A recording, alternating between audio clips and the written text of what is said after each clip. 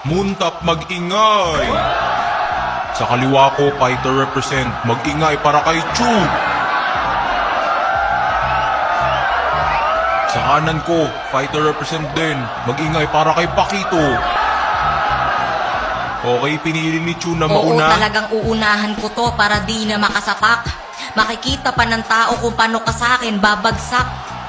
Kasi ano bang palag mo sa freestylan? Kung hanggang pindot lang ang alam. Paboxing-boxing ka pa tapos hangin lang kukombohan.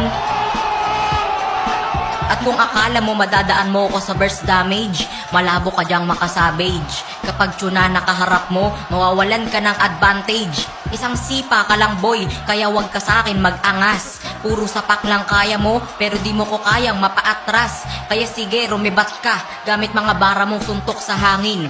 Malas mo lang king of freestyle na pili mong kalabanin. Kaya di ko na patatagalin tong pakito nyo at madali ko na tong babasagin. Ngayon mo malalaman pinagkaiba ng kung fu sa boxing. Tahimik. Malabo daw ako makasavage kung ano-ano na pinagsasasabi mo. Paano naman ako dito makakasavage kung alam mong 1v1 lang to? Freestyle king, yan lang ba ipapakita mo sa laban? Alam mo bang pag sinapak ka ni Pakito para kang tinamaan ng isang shotgun?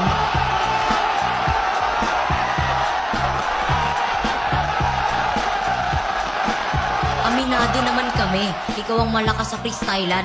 Pero isang second skill ko lang sa'yo, ewan ko lang kung di ka dumapa dyan. Sa'yo na yung malulupit mo na galawan, habang ako pinakamaraming combo sa bakbakan. Mauubos na lahat ng skills mo, baka di mo pa rin ako matatamaan. At may sinabi pa to kanina, sabi niya pindot-pindot lang daw alam ko.